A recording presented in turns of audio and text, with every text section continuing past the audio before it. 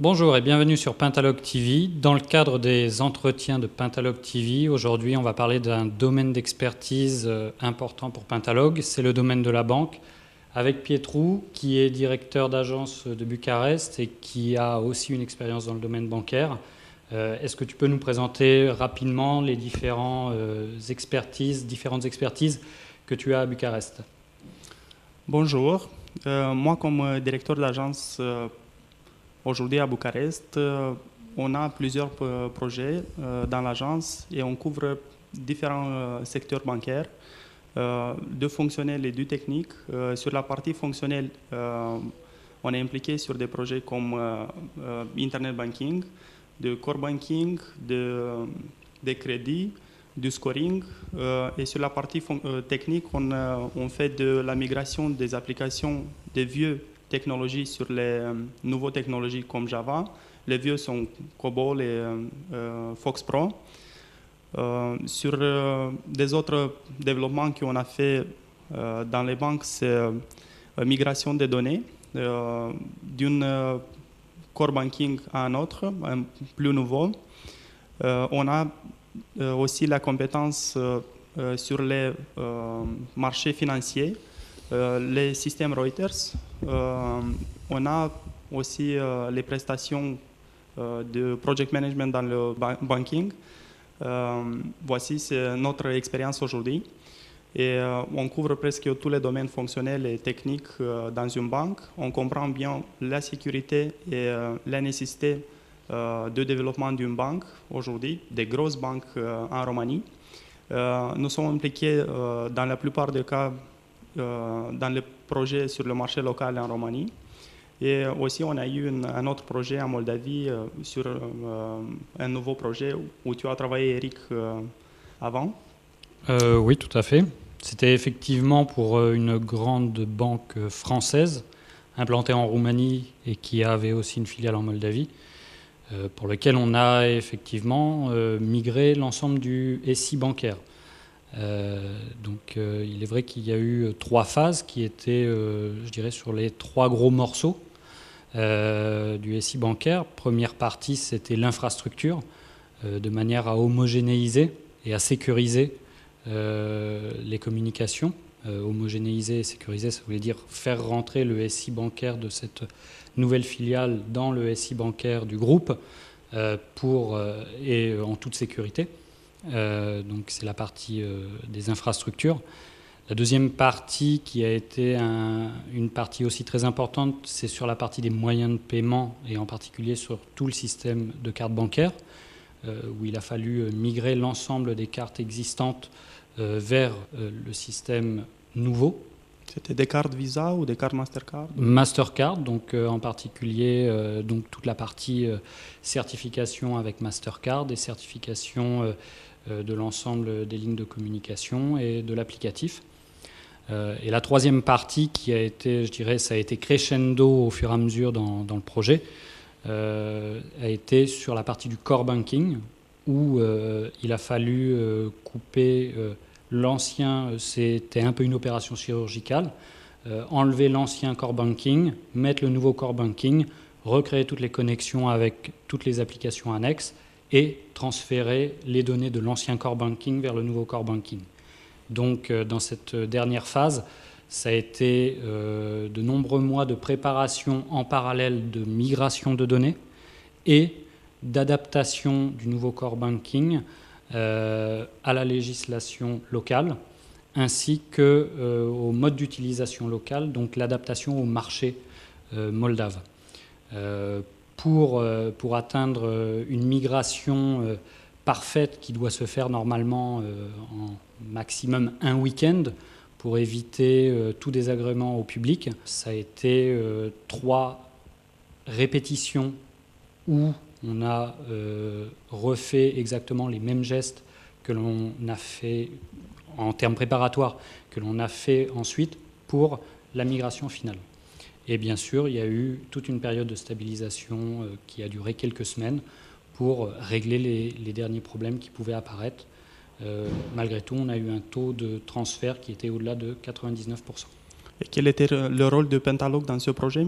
Pentalog est intervenu à différents niveaux. Moi-même, j'ai été chef de projet, directeur de projet sur toute la partie technique dans tous les aspects infrastructure, migration carte bancaire et migration du core banking. Et Pentalog est aussi intervenu en termes de développement d'interfaces, de nouvelles interfaces entre le core banking et l'ensemble des applications annexes.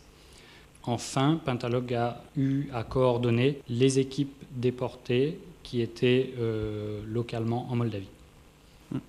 Est-ce que ça a été un succès finalement en phase finale pour le Go Live? C'était un succès, un vrai succès pour Pentalog et pour notre historique bancaire dans le domaine? En effet, ça a été un succès car on n'a pas été dans la situation de faire, comme on dit, un rollback. On a réussi à faire la migration jusqu'au bout et faire en sorte que le système soit prêt à 8 h du matin le lundi matin, après 36 heures de boulot, et que la banque puisse ouvrir et servir les clients avec le nouveau système de manière transparente. Et je comprends que ce n'était pas un transfert sur un nouveau système en parallèle, c'était on arrête le vieux système et on commence avec le nouveau, avec toutes les données compris. Ça a été une sorte de migration Big Bang, comme on dit. Très bien. Est-ce que pendant cette période de travail dans le domaine bancaire et avec cette big opération qu'on a eue en Moldavie, est-ce qu'on a trouvé des problèmes interpersonnels, je ne sais pas, de culture entre les deux pays, ou c'était très bien?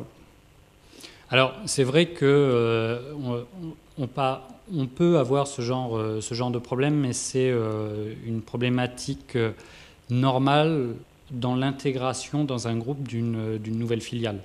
Et la difficulté était aussi liée à bien comprendre le marché moldave et donc à le système fonctionnait déjà pour d'autres marchés et donc il y avait des fonctionnalités à adapter au marché moldave. Donc les plus grandes difficultés, on peut dire, étaient là à bien comprendre quelles étaient les fonctionnalités spécifiques pour le marché moldave, plus toutes les spécificités réglementaires, parce qu'on parle là d'un pays hors de l'Union européenne, donc des spécificités bancaires qui n'étaient pas forcément initialement existantes dans le système. Donc on a eu à faire un certain nombre d'adaptations. Il y a eu effectivement beaucoup de discussions sur les spécifications de ces adaptations. Aujourd'hui, j'ai vu qu'on a beaucoup d'expérience sur le domaine bancaire, sur lequel on a travaillé ensemble. Est-ce que toi, comme expert dans ce domaine financier bancaire, comment tu vois les tendances économiques et financières dans le monde? Dans le monde, je ne sais pas, mais dans le domaine bancaire, je vois quand même deux choses qui influencent comment la banque et les systèmes informatiques des banques peuvent évoluer. D'abord, c'est dans le domaine réglementaire, tout ce qui est lié au réglementaire. Les crises, les problèmes sur les crédits, and so on, et puis les fraudes aussi qui ont pu apparaître, font que la réglementation devient plus stricte sur la sécurité des données et aussi en termes de ratio de gestion des banques, ils évoluent sans cesse au fur et à mesure qu'on voit que les anciens ne couvrent pas suffisamment les risques. Ça fait qu'il y a des investissements dans les SI bancaires qui vont continuer à être importantes dans les années à venir. Ensuite, il y a une deuxième tendance qui est liée aussi à l'évolution technologique. À une époque, on parlait beaucoup de e-banking. Maintenant, on est déjà avec les smartphones dans le m-banking, de pouvoir gérer ses comptes bancaires sur son téléphone. On commence à en parler, on voit que ça apparaît. Et en même temps, on voit aussi une petite différence entre les pays occidentaux développés, on va dire, qui ont un petit peu plus de mal à passer sur ces nouvelles technologies, et dans les pays émergents où ça devient en fait un nouvel usage de la banque pour des populations qui ne qui sont que très peu bancarisés. Donc le M-Banking, en fait, aide à la bancarisation de certaines populations. Maintenant, on voit que ce soit en Inde, par exemple, ou en Serbie, des exemples où ce M-Banking n'est pas tant porté par les banques, mais aussi par les opérateurs de téléphonie mobile, qui font des offres communes. Tout comme on pouvait voir à une époque des magasins de retail qui proposaient des cartes de crédit avec les banques. Maintenant, c'est les opérateurs de téléphonie qui proposent du M-Banking et des nouveaux moyens de paiement avec le téléphone. Donc est-ce que c'est une évolution des opérateurs de téléphonie vers du banking retail? Je ne sais pas. Ensuite, il y a une autre tendance technologique qui est liée au cloud, où effectivement pour des grandes banques avec des grands réseaux internationaux, on va avoir une sorte de mutualisation des systèmes, aussi bien pour réduire les coûts d'acquisition et de maintenance, mais aussi pour rendre beaucoup plus facile le déploiement de nouvelles applications groupes, comme on dit. Maintenant, cela va se heurter à des problématiques qui sont un urbanisme du SI bancaire clair, ne plus avoir des applications un peu indépendantes, et aussi à des modes de gestion de projets pour ce type d'application cloud. Enfin, il y a un autre point de difficulté sur le cloud bancaire, c'est tout ce qui est réglementaire.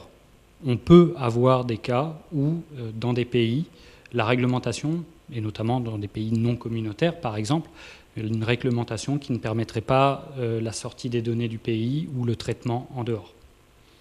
Aujourd'hui, tu as parlé de cloud aujourd'hui. Est-ce que tu crois que le cloud computing, ça va se élargir beaucoup dans le domaine bancaire? Ça va prendre du... Les difficultés que j'ai évoquées là, c'est des difficultés pour des grandes banques. Maintenant, pour des petites banques qui seraient plus locales, il peut y avoir un intérêt à avoir des opérateurs de cloud bancaire qui ont des systèmes de core banking et qui peuvent louer à l'unité, on va dire aux clients par exemple, ou au nombre de comptes courants, au nombre de comptes d'économie ou au nombre de comptes de crédit, pour des petites banques qui pourraient se créer un réseau, pas forcément un réseau physique d'agence, mais un réseau sur Internet. Merci Eric, et à très bientôt.